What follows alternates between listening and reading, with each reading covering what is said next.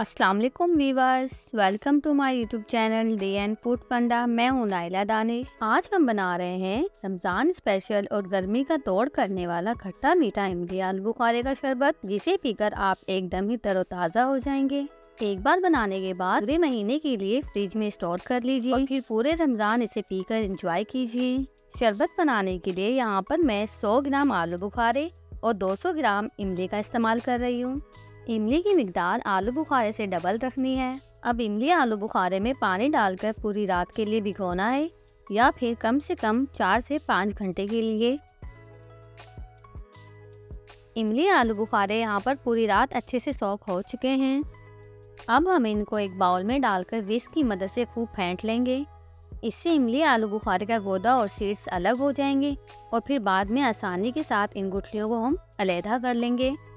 इमली आलू बुखारे को पूरी रात भिगोने से ये फ़ायदा होता है कि गुठलियाँ आसानी के साथ अलहदा हो जाती हैं। अब इस तमाम इमली आलू बुखारे के गोदे को एक छलनी में डालकर हमने अच्छे से छान लेना है।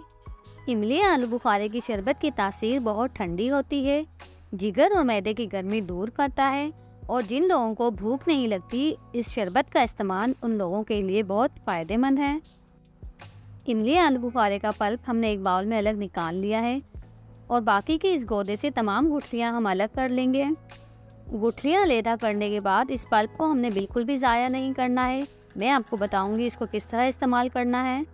अगर इस पल्प को हम ज़ाया कर देंगे तो फिर बहुत कम क्वांटिटी में हमारा शरबत तैयार होगा। अब पहले जो इमली का पल्प हमने अलहदा निकाल कर रखा था, उसे इस गोदे में शामिल करके हमने अच्छे से ब्लेंड करना है। ब्लेंड करने से इमली आलू बुखारे का एक स्मूथ मिक्सचर रेडी हो जाएगा। अब हम इसे एक पैन में निकाल लेंगे और ये जो पल्प है, इससे डबल मिकदार में हमने इसमें पानी शामिल करना है। पानी शामिल करने के बाद एक बार तेज़ आंच पर उबाल आने देना है। वक्फे वक्फे से चमचा चलाते रहेंगे और फिर देखिएगा कितना शानदार सा हमारा शरबत तैयार हो जाएगा। तकरीबन 15 से 20 मिनट हो चुके हैं इस शरबत को पकते हुए। अब हम इसमें चीनी शामिल करेंगे। 1.5 कप मैंने इसमें चीनी शामिल की है। चीनी शामिल करने के बाद मज़ीद हमने इसको पकाना है। अगर आपने अभी तक मेरे चैनल को सब्सक्राइब नहीं किया है तो मेरे चैनल को सब्सक्राइब कर लीजिए और बेल आइकन को प्रेस करके ऑल पे क्लिक कर दीजिए।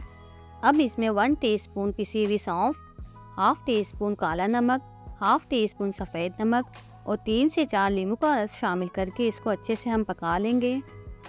शरबत हमारा तैयार हो चुका है और लास्ट में हमने इसको एक बार अच्छे से फिर से छान लेना है।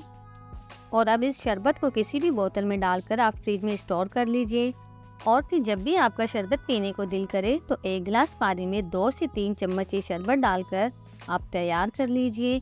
कोई और चीज़ डालने की हमें कोई भी ज़रूरत नहीं है क्योंकि सब कुछ हम पहले से ही ऐड कर चुके हैं। शरबत हमारा तैयार हो चुका है। अब मैं आपको इसको बनाकर भी दिखाती हूँ।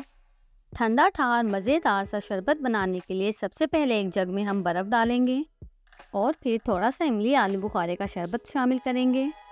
अब इसमें हम पानी शामिल करेंगे। ये देखें, थोड़े से इमली आलू बुखारे के शरबत के साथ पूरा एक जग हमारा शरबत का तैयार हो चुका है। ये खट्टा मीठा इमली आलू बुखारे का शरबत पीने में बहुत ही मज़ेदार लगता है। सिर्फ एक बार मेहनत करने के बाद ये रेडी टू यूज़ शरबत आपका तैयार हो जाएगा। जी तो व्यूवर्स, देखिए माशाल्लाह से कितना ज़बरदस्त हमारा इमली आलू बुखारे का शरबत तैयार हो चुका है। ये पीने में बहुत ही जायकेदार लगता है। आप भी मेरी ये रेसिपी गर्मियों में, रमज़ान में ज़रूर ट्राई कीजिएगा और मुझे कमेंट्स में ज़रूर बताइएगा मेरी आज की रेसिपी आपको कैसी लगी। मिलते हैं नेक्स्ट वीडियो में एक नई मज़ेदार सी रेसिपी के साथ। टेक केयर, अल्लाह हाफिज़।